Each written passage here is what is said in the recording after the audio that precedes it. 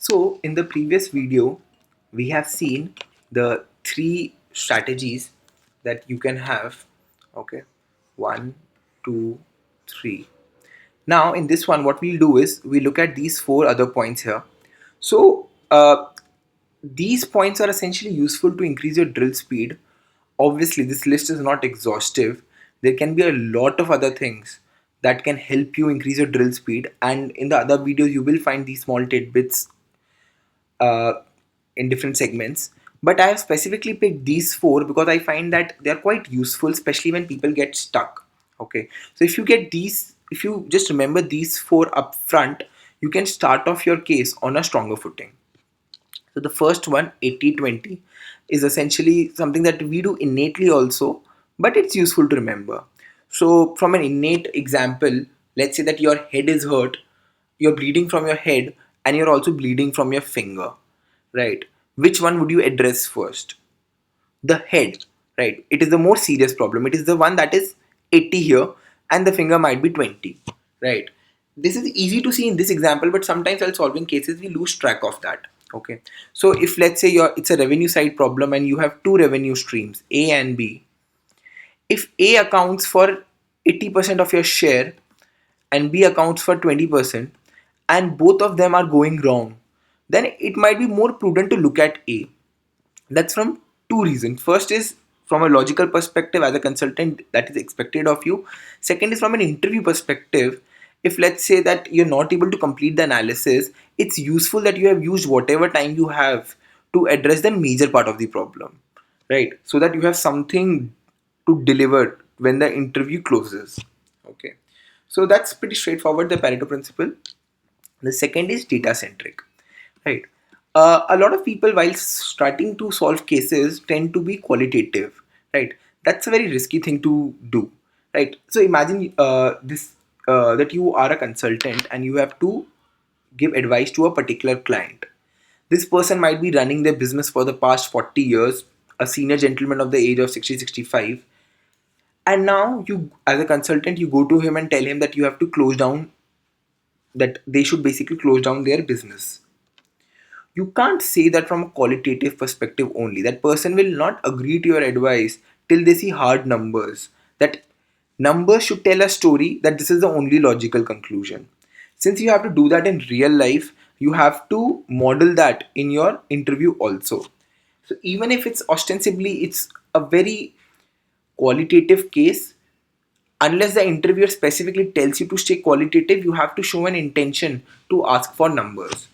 So one particular example that I take in this particular situation is, let's say that Shah Rukh Khan wants to make a Hollywood movie. All right.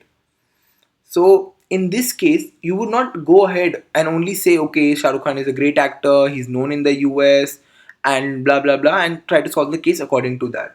Rather, you would look at something like, let's say, okay, hit rate. All right. Has Shah Rukh Khan made a movie out of India before? Has he? Okay, let's say he has made 5 movies. How have they fared? What has been the hit rate? What has been the hit rate in the US when people other than American origin make a movie? Let's say he wants to make a romantic movie. Then you could ask for what has been the hit rate for romantic movies in the American market over the past 5 years, right? So finally, when you conclude the case, you will do it on the basis of numbers that you have asked for. So even if ostensibly the even if the case upfront does not have a lot of numbers, try to ask for them.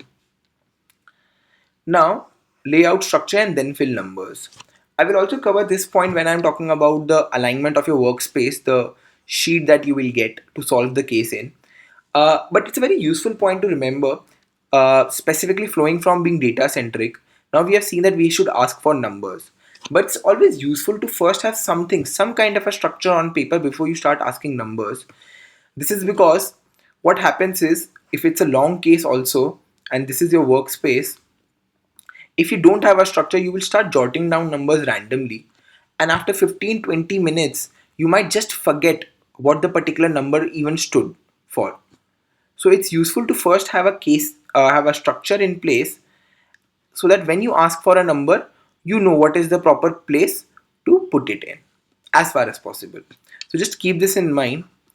And the last point is about critical comparison. We will discuss this in much more detail while discussing profit and loss. But the point here is that knowing that you are, let's say that your company is making a loss of 2%, right? That's not enough information. Unless you know, let's take two cases here. Case A is that the company was making a loss of 20% last year and this year is only 2%. And the next case could be that the company was making 20% profit last year and this is 2%. A is more favorable because you've gone from minus 20 to minus 2, whereas B is plus 20 to minus 2, which is much negative, right? So essentially, you are comparing your current performance with your own history, right? So it's always useful to benchmark your own performance with your previous background so that you have some sense of where you are going wrong and what is the extent of what you're going wrong. The next critical comparison that you can do essentially is with the industry. Okay. So let's say that again you are making a loss of minus 2% and there are two cases.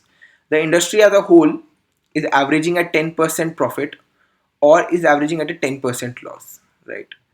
So in this case, your problem has to be dealt with very differently compared to this, right?